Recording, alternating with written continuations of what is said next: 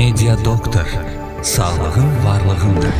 Hər vaxtınız xeyir olsun. Media FM-in efində Media Doktoru dinləyirsiniz. Yaxın bir saat ərzində sizə sağlamlığınızla bağlı məlumat çatdıracağıq. Bugün çox maraqlı bir söhbətimiz olacaq. Odur ki, bütün dinləyicilərimizi dəvət edirəm ki, dalğanı dəyişməyəsiniz və bizim müzakirəmizi sonuna qədər dinləyəsiniz. Hər kəsi salamlayıram. Bizi təkcə dinləyən yox, həm də izləyənlər də var. Media FM-in saytından bizi izləyirsiniz hal-hazırda və təbii ki, YouTube səhifəmizdən canlı efirimizi izləyə bilərsiniz. Eyni zamanda bütün efirlərimiz çəkiliş sonrası YouTube'a yüklənir, proqramlarımızı izləyə bilərsiniz. Mənim bugün həm söhbətim onkoloji sahədən bir mütəxəssisdir. Mədə xərçəngindən danışacağıq dinləyicilərimiz.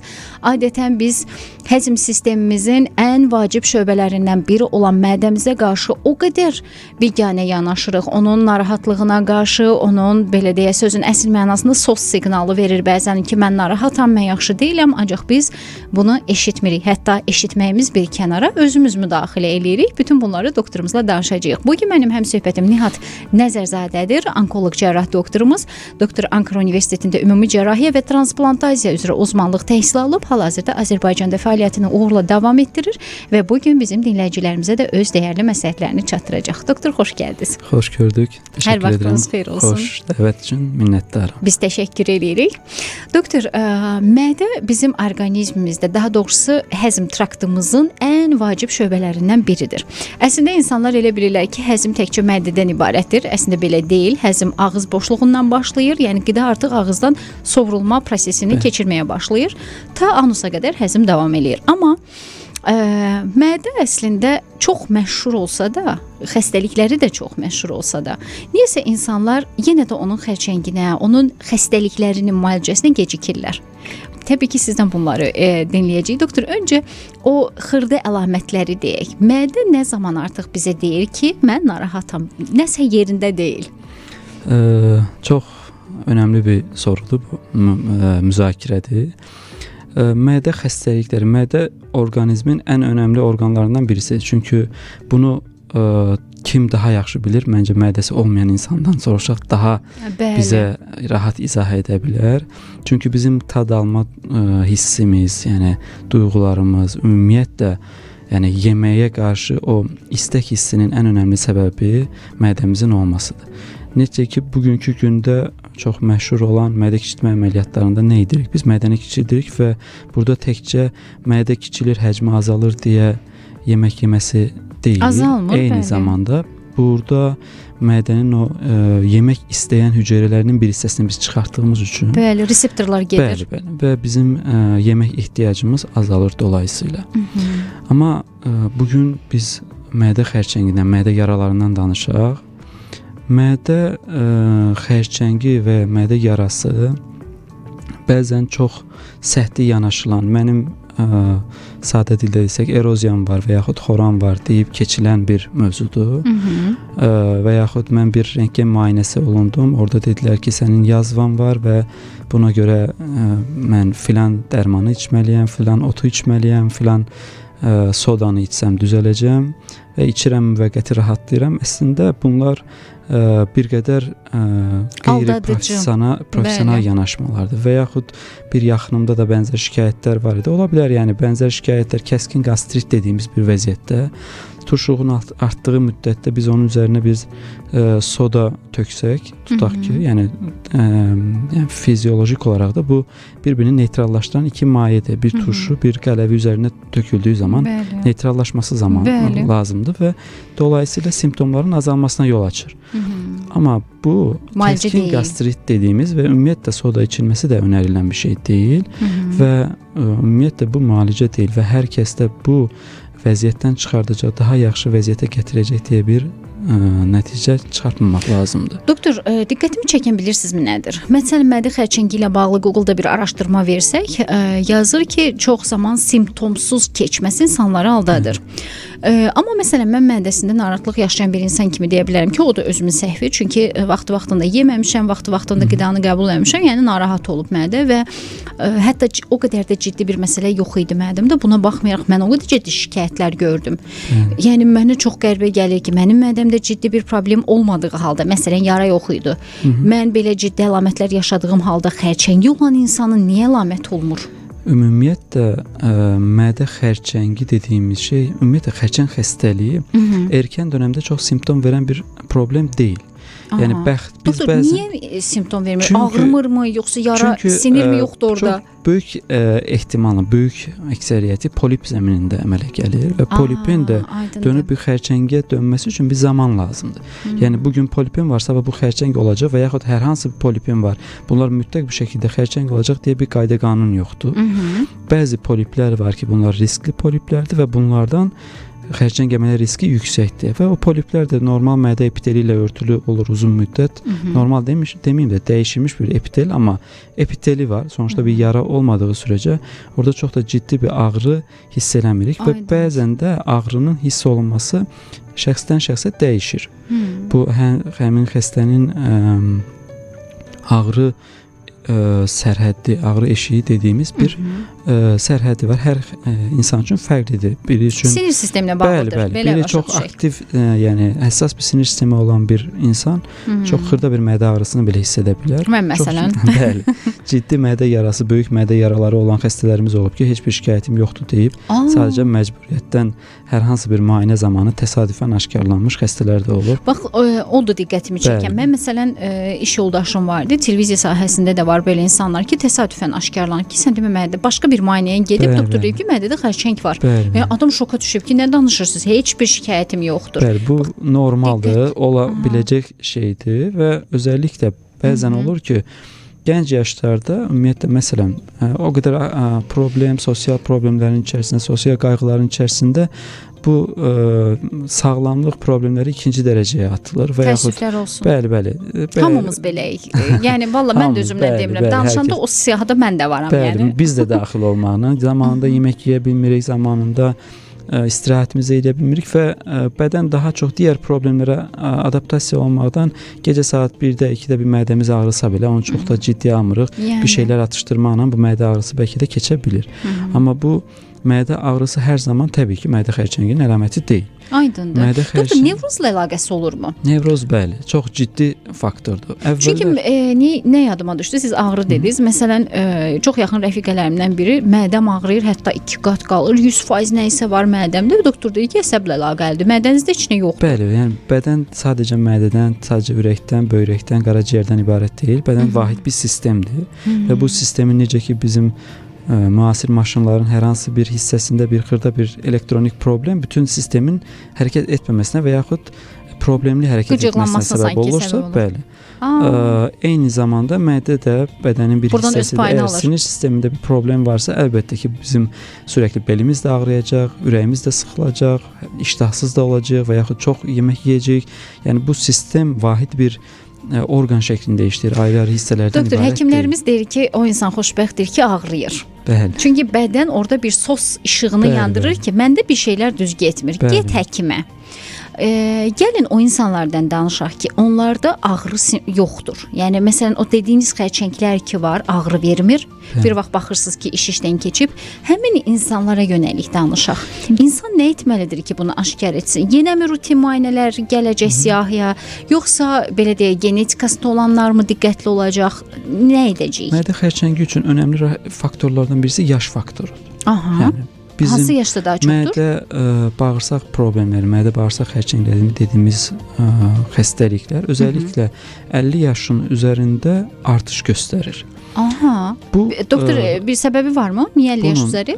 Səbəbi yoxdur. Sadəcə genetik olaraq yaşlanırıq və yaşlandıqca bizim immun sistemimizdə bəzi səhvlər əmələ gəlir və bu səhvlər, bu problemlər bizim yəni normalda hamımızın bədənində hər gün xərçəng hüceyrəsi əmələ gəlir. Bəli, immunitetimiz onu məhv eləyir.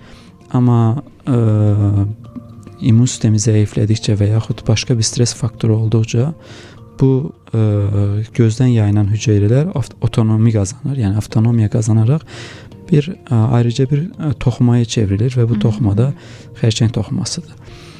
Bunun üçün nə etmək olar? Risk faktorları olan xəstələr, özəlliklə xəstə demək də insanlar deyək, xüsusilə genetiyində yanaşı xərçəngləri olan, mədə bağırsaq xərçəngi və ya süd vəzi xərçəngi olan, mədə altı vəzi xərçəngi olan insanlar xüsusən diqqətli olması gereken qrupdur. Bunun xaricində genetiği qoysaq bir kənara, zərərli vərdişləri, uzun müddət siqaret, alkoqol istifadəsi və yaxud zərərli yemək alışkanlıqları bizim mentalitetdə də bu uyğundur.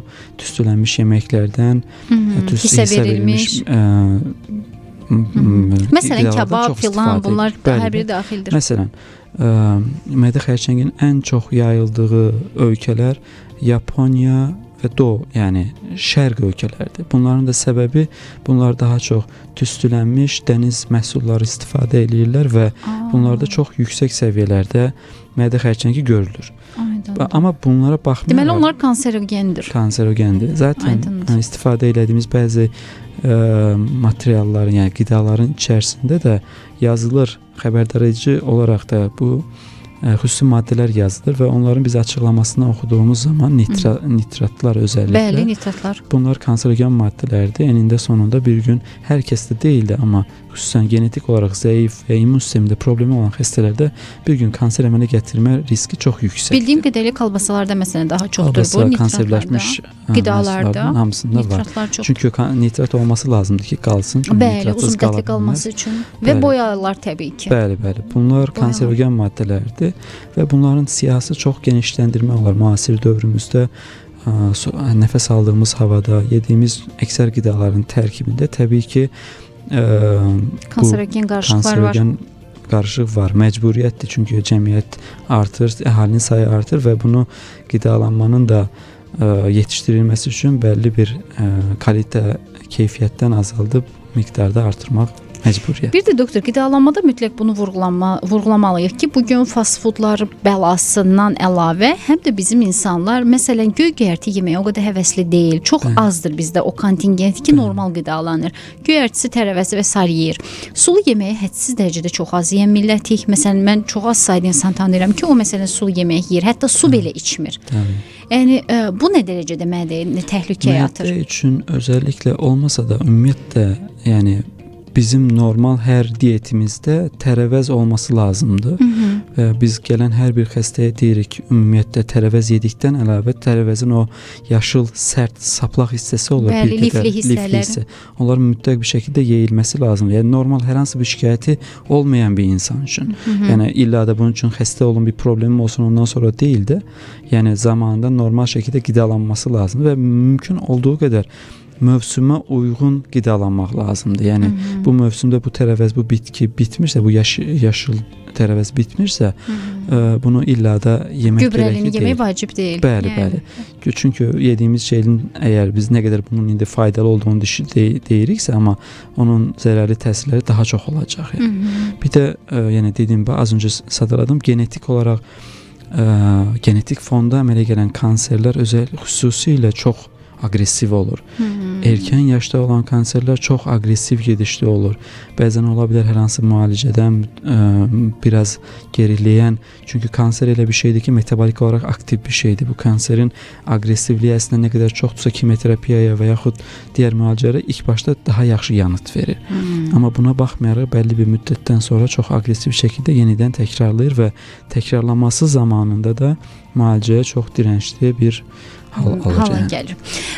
Bizim reklam fasiləmizin zamanında qısa bir fasilə sonrası davam eləyəcəyik. Bu arada bir daha vurğulamaq istəyirəm. Bugün mənim həmsöhbətim Nihat Nəzərzadədir. Nihat doktorla biz mədə xərçəngindən danışırıq. Hansı atdığımız addımlar gətirib nəticədə xərçəngiyə çıxarar və fasilədən sonra dərhal ona keçəcək ki, mədə xərçəngi necə aşkarlanır? Burada diaqnostika çox önəmlidir. Əlamətləri, diaqnostikası və təbii ki, müalicəsindən danışacağıq.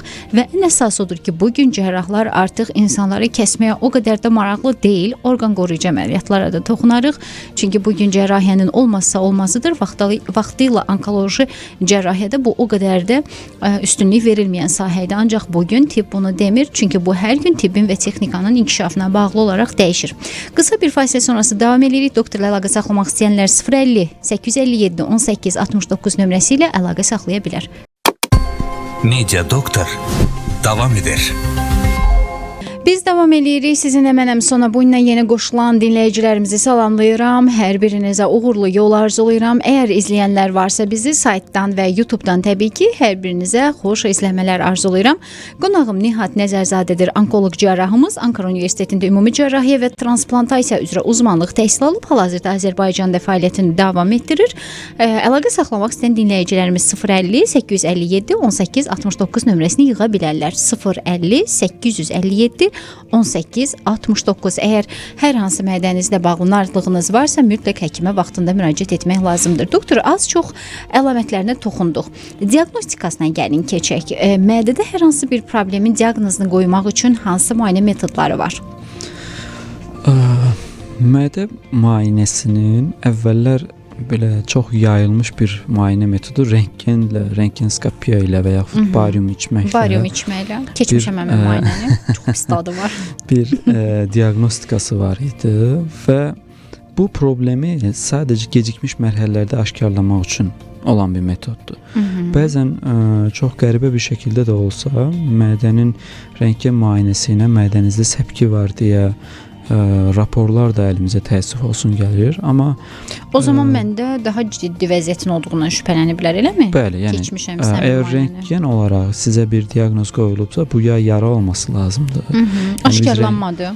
Bəs yəni səpkiləri və yaxud digər problemləri, qastriti, yəni dolayı əlamətlərini rentgende görmək mümkündür.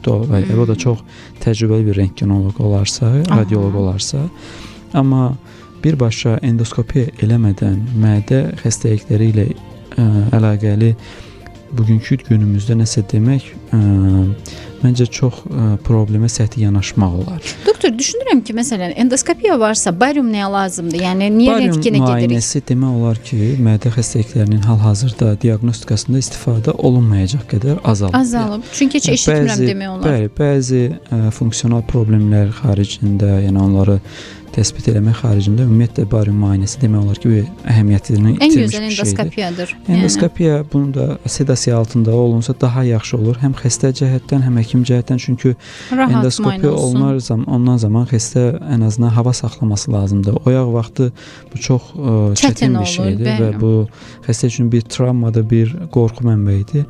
Yəni gərəksiz bir stressdir. Doktor, mədə yoxlanırsa, qida borusu və bağırsaqların da mütləq yoxlanması önəmlidirmi? Mədədən, yəni xəstənin əgər spesifik bir şikayəti varsa, mədədən 12 barmaq bağırsağın birinci, ikinci, bəzən hətta mümkün olur, üçüncü qitəsinə qədər görmək olur endoskopik olaraq. Yəni orada təkcə mədənin deyil 12 barmaq bağırsağının da önəmli hissələri görülür və burada yəni mədənin başqa mədə altı vəzin problemlərini də qismən dolayı olaraq da görmək mümkündür. Amma mədə xəstəliklərinin standart, gold standart dediyimiz müayinə metodu endoskopiyadır. Endoskopiya və şübhəli bir törəmə və ya yara və yaxud lezyon varsa, ona görə biopsiya almaq mütləqdir. Bəzən belə bir yanlış bir düşüncə də var. Mənim mədəmdən biopsiya almayın, əgər xərçəng varsa yayılacaq. Çox olar, bəli. Hələ də biopsiyada bu qorxu var. Bəli, bu məntiqən, yəni tibbi olaraq düzgün bir şey deyil. Çünki əgər bir tümör yayılacaqsa, onun biopsiya olmasına ehtiyacı yoxdur. Onsuz da yayılacaq. Yəni. Əgər o qədər aqressiv bir tümördürsə, onu biopsiya etdin, müalicə etdin, əməliyyat etdin, bu çox da bir şey deyil. Yayılır. Bəli.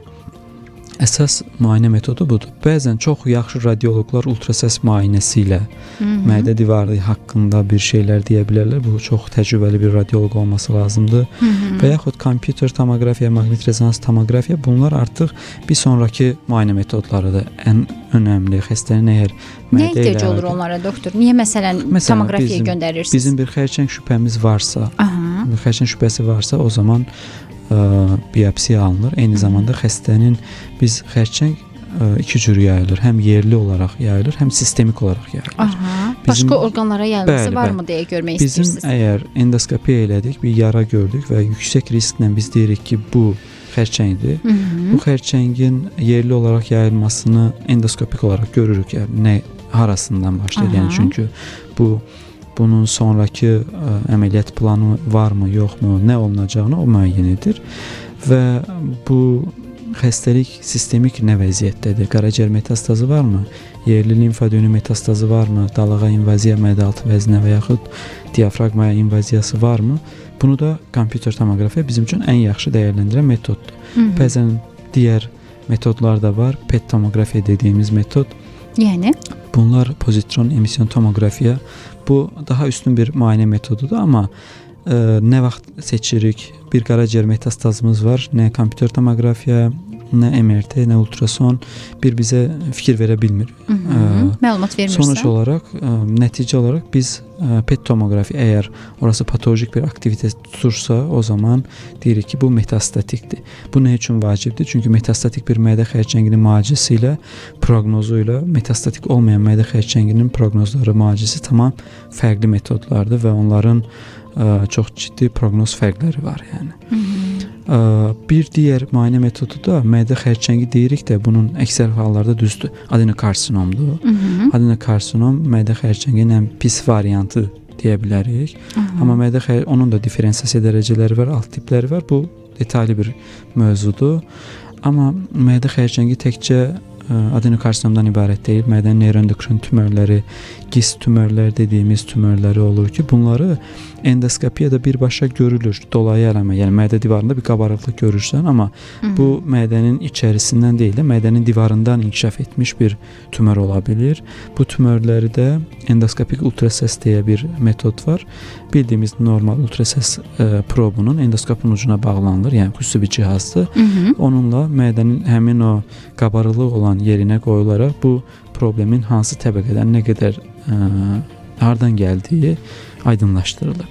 Bu xüsusilə kiçik lezyonlar için, böyük lezyonlar için diğer kompüter tomografiyada da görünür, ama kiçik lezyonlar endoskopik ultrasesdə daha yaxşı təyin oluna bilir. Yəni bugün tibbin gəldiyi çözümlərlə, həll yolları ilə əslində bir çox sualın cavabını tapmaq olur, amma yəni mədə xərçəngi ümumi baxanda çox aqressiv gedişli bir xəstəlikdir.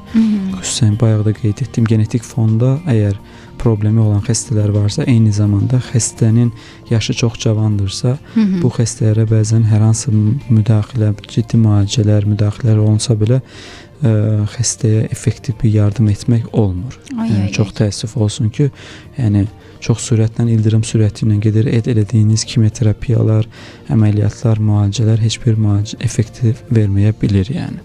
Doktor, Helicobacter pylori mədə mikrobu dediyimiz bu xəstəlik.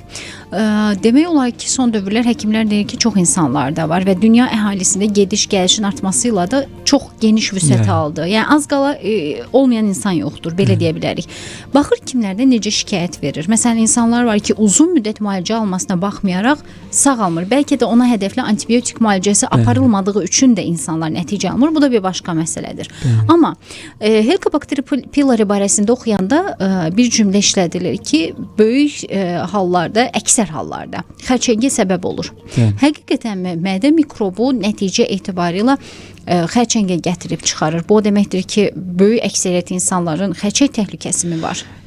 Belə deyək, Helicobacter pylori dediyimiz infeksiya əslində xərçəngdən ziyadə biz daha çox mədə yaraları ilə, mədə 12 bağırsaq yaraları ilə əlaqələndiririk. Mədə xərçənginin də son vaxtlar yayınlarda, yəni çıxan nəşrlərdə mədə xərçəngi ilə də ciddi bir əlaqəsinin olduğunu göstərir. Yəni başlanğıcı verə bilir. Bəli. Dolayısıyla mədə xərçəng, yəni Helicobacter pylori mədə yarası əmələ gətirir. Ciddi bir şəkildə dirənçli. Yəni bizim verdiyimiz dərmanlarla, yəni əgər spesifik bir müalicəsini vermiriksə, Helicobacter durduğu sürəcə bir mədə şikayətləriniz biraz rahatlayacaq. Ondan sonra təkrar yenidən eyni problemlər əmələ gələcək. Ona görə mədə xərçənginin əlbəttə ki, etiolojisində pylori önəmli bir rol sahibidir. Amma doktor, bunun üçün aşkarlamaq üçün nə olur? Məsələn, mədə mikrobu necə aşkarlanır? Mədə mikrobu üçün endoskopiyada əslində, endoskopik müayinədə, endoskopik müayinənin nəticəsinə görə aşkarlanır mı? Aşkarlanır. Yəni biopsiya, mədədən çünki mən çox insanlarda, xüsusən də kişi cinsli, məsələn, tanışlarımız var, iş yoldaşlarımız var da, eşidirik ki, yəni müalicə alırlar, amma nəticəsi yoxdur. Bəli, onlar dirənçli. Turşuluğun olması, qidadan sonra ağrıların olması. Böyük ehtimalla Helicobacter pylori altda yatan fondur. Biz sadəcə bir mədə qoruyucu verməklə mədə şikayətləri azalır. Yəni bir həftə, 10 gün. Ancaq səbəb aradan qalxmadığı üçün. Səbəb aradan qalxmadığı sürəcə bir müddətdən sonra yenidən eyni şikayətlər başlanır. Helicobacter pylorinin özündə bəzən dirəncli variantları ola bilər və onlar Bu da mı antibiotiyə, var? bəli, onlar antibiotiyə rezistent ola bilər. Ona O görə zaman nə edirsiniz? onu daha çox bizim gastroenteroloq həkimlərimiz maraqlanır. Onlar daha çox daha fərqli antibiotik kombinasiyaları verilir. Ona görə Yəni öhdəsindən gəlmək olur. bəli, %100-ə yaxın nəticə almaq mümkün olur yəni.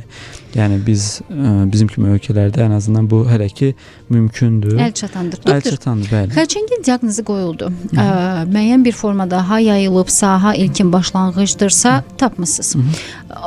Burada kimyoterapiya, şua terapiya, yoxsa birbaşa cərrahiyyəmi? Cərrahın, yəni onkoloq cərrahın yanaşması necə olacaq? Bu əslində çox maraqlı bir sualdır və son 10-15 il ərzində cavabı dəyişmiş bir sualdır. Aha. Əvvəllər mədə xərçəngi olan hər bir xəstəyə çox vaxt əgər metastazı yoxdursa, uzaq orqan metastazı yoxdursa, yerli olaraq nə qədər yayılmış olur olsun, ilk görüş ondan ibarət idi ki, bu xəstələr direkt əməliyyat olunsun.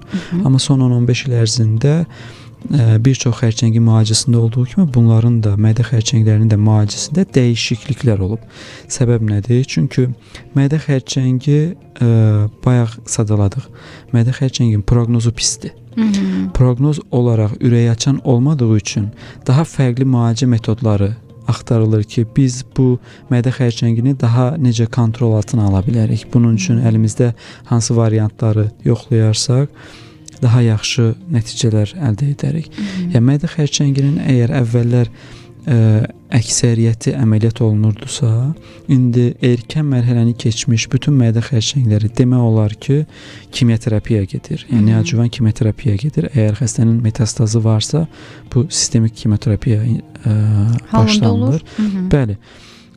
Kimyoterapiya verildikdən sonra əgər bir tümör geriləyəcəksə, bu xəstə təkrar dəyərləndirilir. 4-6 kurs kimyoterapiyadan sonra xəstə təkrar dəyərləndirilir və yenə eyni qaydada öncəsində necə diaqnoz qoymuşuqsa endoskopiya eləmişik, kompüter tomoqrafiya çəkmişik və bu müayinələri təkrarlamamız lazım olur ki, xəstəlik yerli olaraq və sistemik olaraq nə yerdədir. Məsələn, bəzi tümörlər ola bilir ki, biz kemoterapi verdik bu xəstəyə, amma kemoterapi altında xəstəlik progressiya oldu. Bunun qaraciyər metastazı yox idi. Getdi, kemoterapiya aldı, amma kemoterapiyadan sonra 6 aydan sonra gəlir xəstə və ya 3 aydan sonra gəlir, xəstənin artıq metastazı var. Bu xəstələrə çox təəssüf olsun, biz deyirik ki, başdan kaybetmiş xəstədir yəni. Bu xəstəyə biz əməliyyat da eləsəydik zaten həmin vaxtı, yenə də 6 aydan sonra böyük ehtimalla metastazla gələcəkdi bu xəstə. Yəni bu xəstəyə kemoterapiya verdik deyə bu xəstəlik gedib metastaz verdi deyil də. Yəni çünki cəmiyyətə də, topluma da bunu izah etmək lazımdır. Yəni bir həkim bəzən xəstə ilə üz-üzə qalır ki, siz mənə kemoterapiya verməsəydi, mən və yaxud bir qonşusundan eşidir, filan kəs kemoterapiya almadı, birbaşa əməliyyat oldu, indi yaşayır. Bu ondan bağlı deyil. Bu o xəstəliyinin biraz daha aqressivliyinin az olmasından irəli gəlir. Yəni xəstəlik aqressivdirsə, siz cərrahi də eləsəz, kemoterapi də versəniz, ən yaxşı əməliyyatı da olunsanız, o xəstəlik təkrarlayacaq. Yəni. Bir də bizdə insanlarda bu özünü müqayisə etmək olmasa çox yaxşı olar. Çünki cərrah, həkim hansı problemlə getməyinizə baxmayaraq sizə yanaşmada fərdi yanaşırlar. Yəni sən ikizinin belə tayı deyilsən. Yəni ikizinə belə fərqli yanaşma olacaq. Özünüzü heç zaman başqa insanın səhhəti ilə müqayisə etməyin. Onun orqanizmi, immun sistemi, metabolizması, hər şey, toxumaları fərqlidir. Onun orqanizmi həkimin müalicəsinə başqa cür cavab verə bilər, ancaq sizin orqanizminiz tam başqa cür cavab verə bilər. Məsələn, insan var ki, əməliyyat olunur, baxırsan ki, 2 günə yarası çox yaxşıdır. Şəxsən mənim yaralarım çətin sağalır. Mən bilirəm ki, mənim cərrahiyyədən sonra əməliyyat yerim çətin sağalacaq. Cərrahın boğazından niyə yapışmalıyam axı? Çünki mən orqanizmimi tanıyıram. Ona görə hər bir insan fərdi yanaşıldığını başa düşməlidir. Bu bizə məxsusdur, bizə xasdır. Doktor, mən istəyirəm bu müqayisəni də eləyək. Məsələn, deyirsiniz ki, mədə xərçəngləri daha aqressiv gedişatlıdır. 1-ci və 4-cü dərəcə olmasından asılı olmayaraqmı? Yoxsa bunu hər kəs aid etmək olmaz mı? Erkən mərhələdə metastaz hər hansı bir, yəni bizim mədəmizin kaba olaraq sadalasaq 3 qata ayıra bilərik mədə divarını. Çox erkən mərhələdə içəri qatlarda, yəni mədənin selikli qişasından yeni başlamış bir mədə xərçənginiz varsa, mənim Azərbaycanda 2 dənə belə xəstəm var. İkisi də çox mutlu, məsud bir şəkildə yaşayırlar hal-hazırda. Hər hansı bir kimioterapiya da almayıblar. Hər hansı bir əlavə müalicə almayıblar. Bəxtlərinin gətirdiyi nöqtə erkən dövrdə bu xəstəliyin təsbit olunması və erkən dövrdə ona uyğun adekvat tədbirlərin görülməsidir. Yəni erkən dövrdə bir mədə xərçənginiz varsa, bu böyük ehtimalla hər hansı bir kimioterapiya, hər hansı bir əlavə bir müdaxiləyə gərək qalmadan sadəcə cərrahi ilə həll oluna biləcək bir xəstəlikdir. Həmin yeri götürülür və salam lokal olaraq. Bəli, biz xərçəng xəstələri üçün 5 illik sağ qalım deyə bir göstərici deyirik. 5 illik sağ qalım nə deməkdir? Bugün biz əgər 100 dənə xəstə əməliyyat eləyiriksə, bu xəstə gedib adekvat, uyğun bir şəkildə müalicəsini də alırsa, təbii ki, bütün ardıcıllığı tamamlanmış xəstələrə aiddir. Bu 100 xəstədən neçə nəfəri 5 il ərzində sağ qalacaq sualı xərçəng xəstələri üçün aktualdır. 5 illik yaşam göstəricisi deyilir. Mədə xərçəngi üçün bu təəssüf olsun ki 30%-dədir. Bu nə deməkdir? Yəni erkən mərhələni keçmiş mədə xərçənglərinin 5 illik sağ qalımı 30%-dədir. Yəni bu proqnostik pis olduğu üçün zaten biz mədə xərçəngində fərqli müalicə metodları yoxlayırıq. Bunun birinci növbədə dediyim kimi az əvvəllər məsələn dalağa və yaxud mədə-altı vəzinə yapışmış bir mədə xərçəngi olunurdu.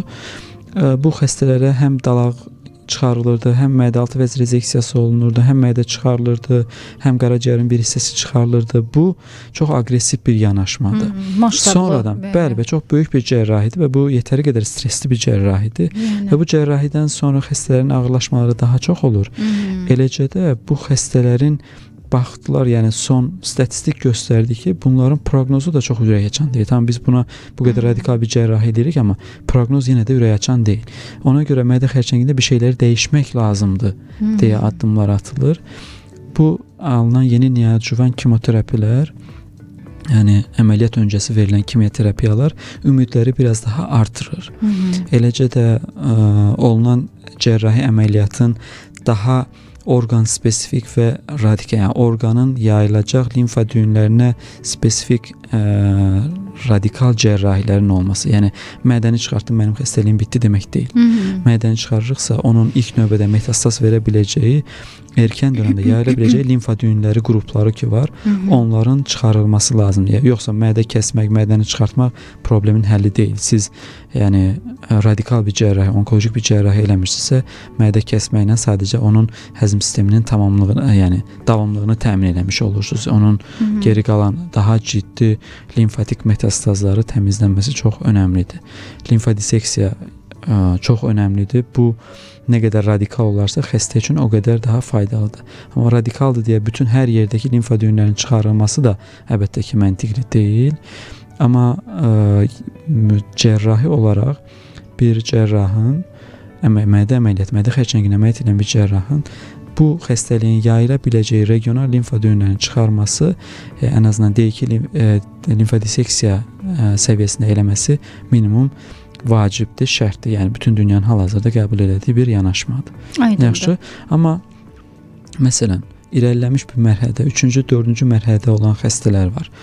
Yəni 3-cü mərhələdə, 4-cü mərhələyə qədər olan xəstələr neoadjuvan kemoterapiya alır zaten. Bu xəstələr cərrahi adayıdır, cərrahi namizədidir.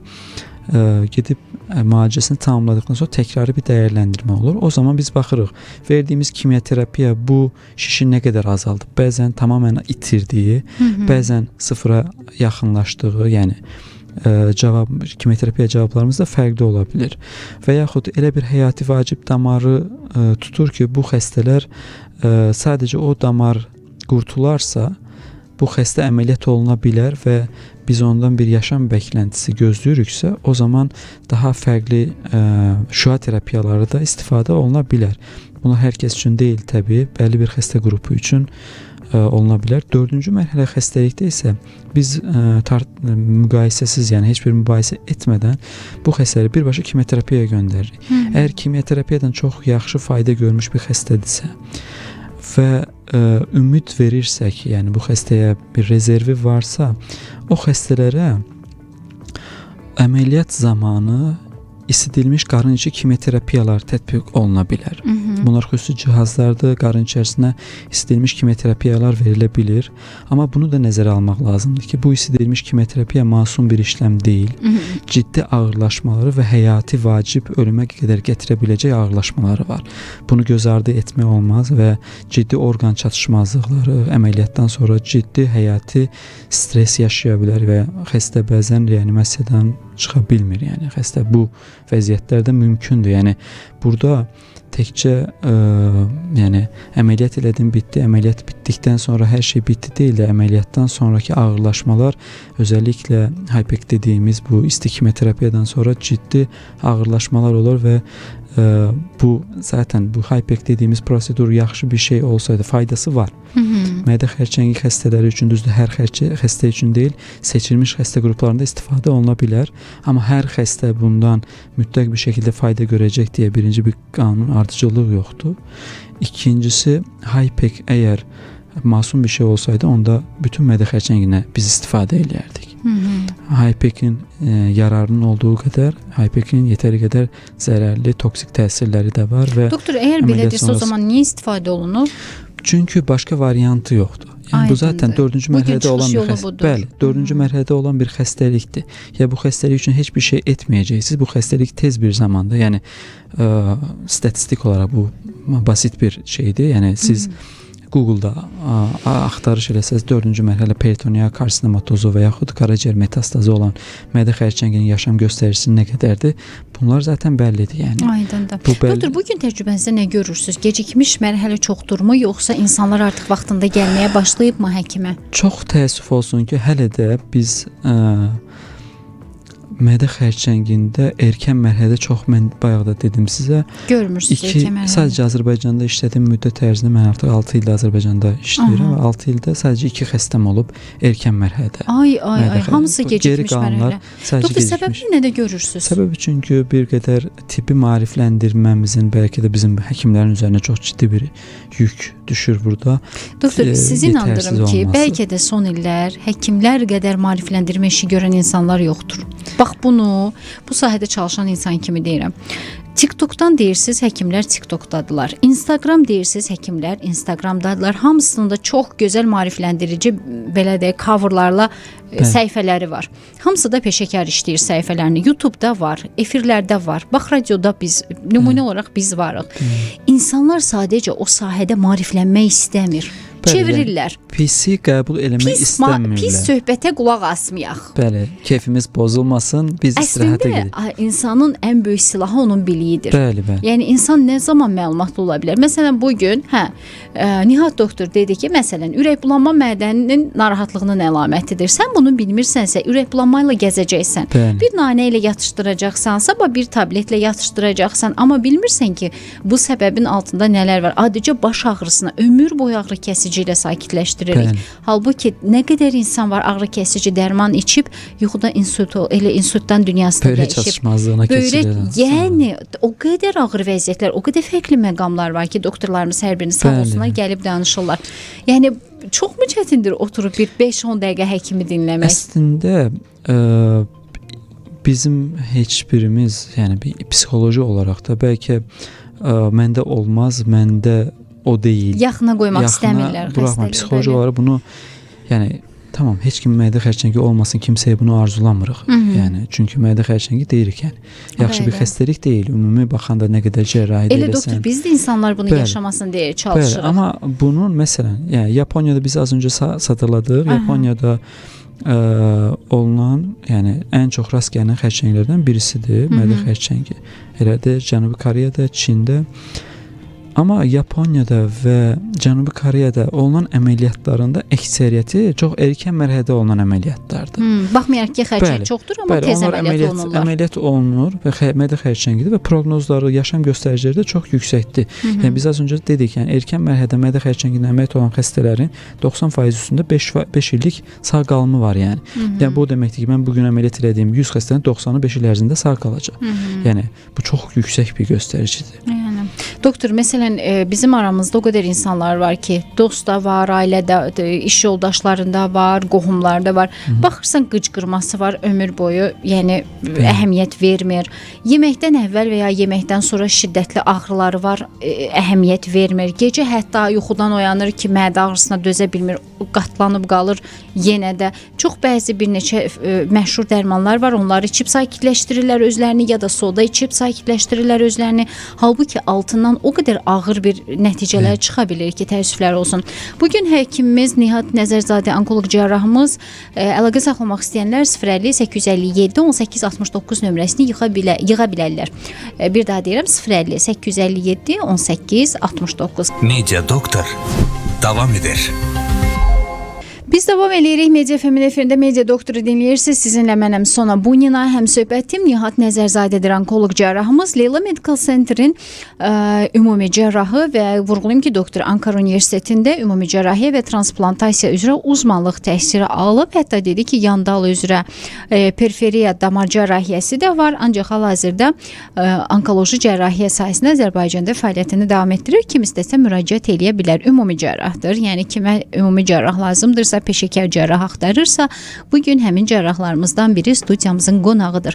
050 857 18 69 nömrəsi doktorla əlaqə nömrəsidir. Buyurub əlaqə saxlaya bilərsiniz. Mədə xərçəngindən danışırıq. Hansı məqamlar gətirib nəticədə mədə xərçənginə çıxara bilər? Biz əlamətlərindən, diaqnostikasından və bir qədər də fon xəstəliklərindən danışdıq. Bugün müasir cərrahiyyə mədə xərçənginə necə yanaşır və nə zaman təbii ki müraciət etmək lazımdır? Bu önəmlidir. Təbii ki gecikməməliyik. Bütün orqanlarımızın xəstəliyi ilə bağlı danışanda dediklərimizi deyirik yenə də. Doktor, mədə xərçəngindən əziyyət çəkən bir insanın həyat tərzi necə dəyişir? O necə yeyəcək, necə yaşayacaq, ümumiyyətlə həyatına necə, belə deyək, yön verəcək? Biz mədə xərçənginin bayaqdan danışırıq da, negativ cəhətlərini danışırıq. Amma bir şey də nəzərə almaq lazım. Yəni mədə xərçəngi həyatın sonu demək deyil. Mədə xərçənginə sadəcə adekvat yanaşmaq lazım. Yəni bir problemin olub onu ört-basdır eləmək məndə yoxdur, məndə olmaz deməkdənsə problemi bilib onun gözünə dik baxmaq daha məntiqli bir yanaşmadır və hal-hazırda elmin göstərdiyi bir yoldur. Yəni ola bilər bəzən olur bizim bugün dediyimiz 3 ildən 5 ildən sonra daha fərqli bir müalicə metodu deyirik, amma bunun üçün eləyəcək bir şeyimiz yoxdur. Biz həkimlik və tibbi olaraq, bilimsel olaraq, elmi olaraq nədirsə onu deməmiz lazımdır. Mədə xərçəngi həyatın sonu demək deyil hər zaman.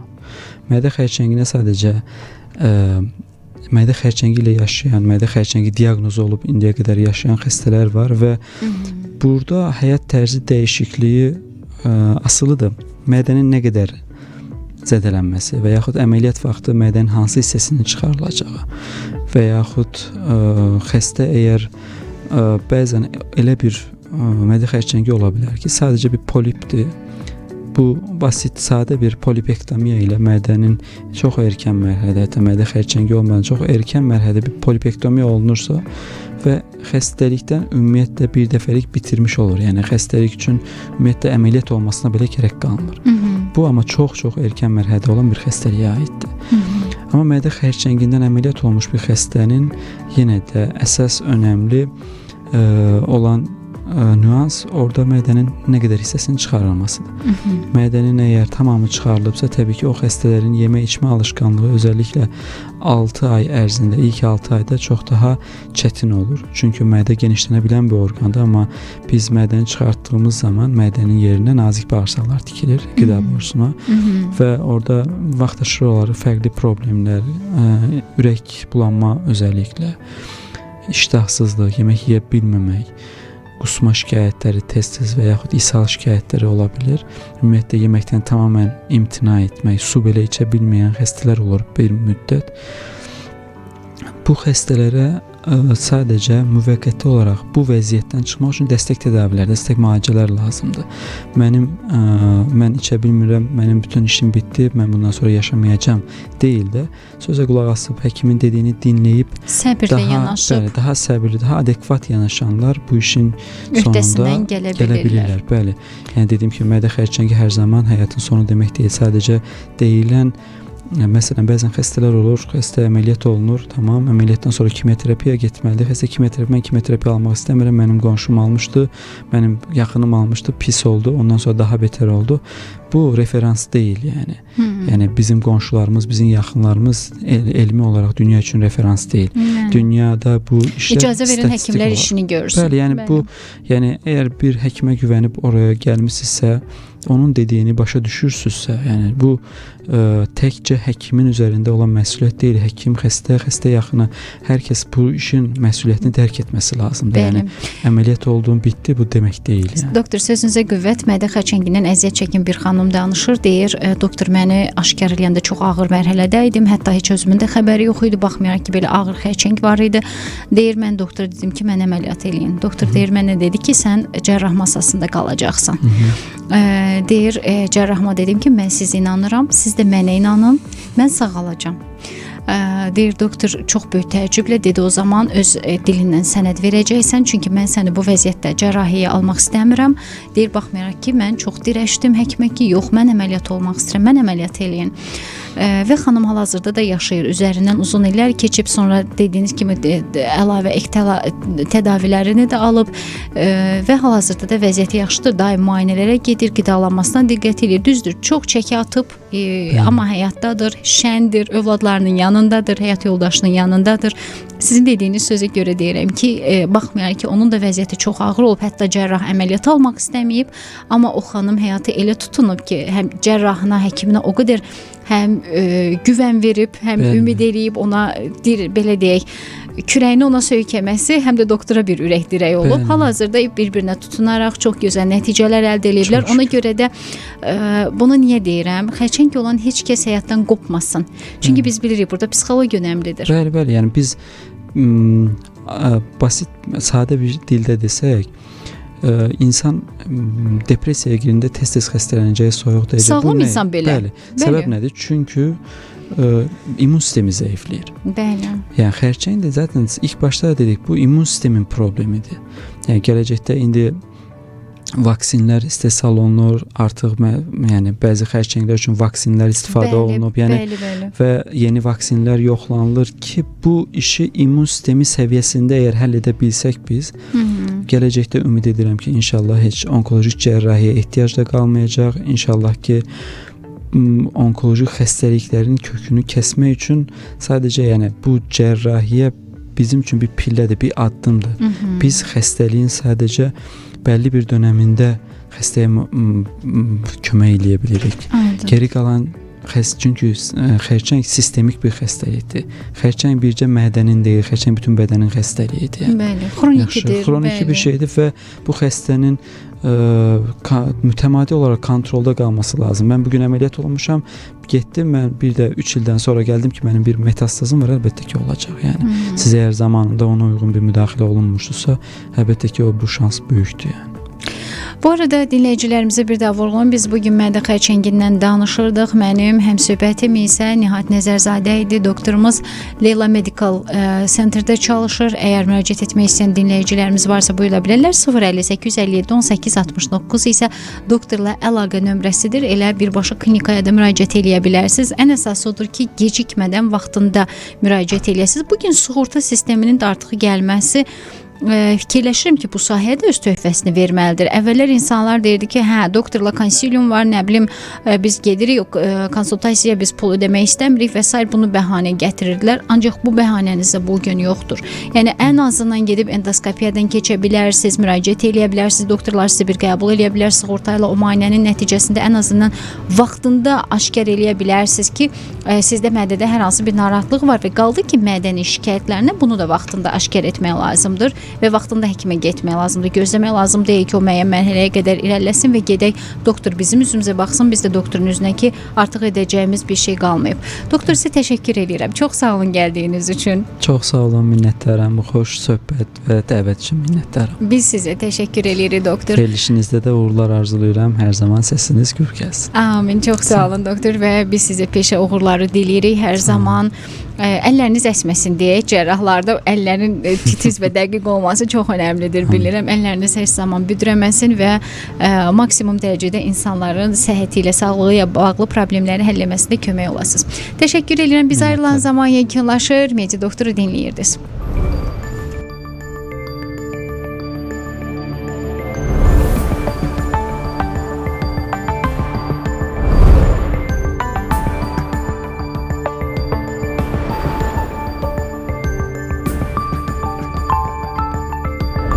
Media Doktor, sağlığın varlığındır.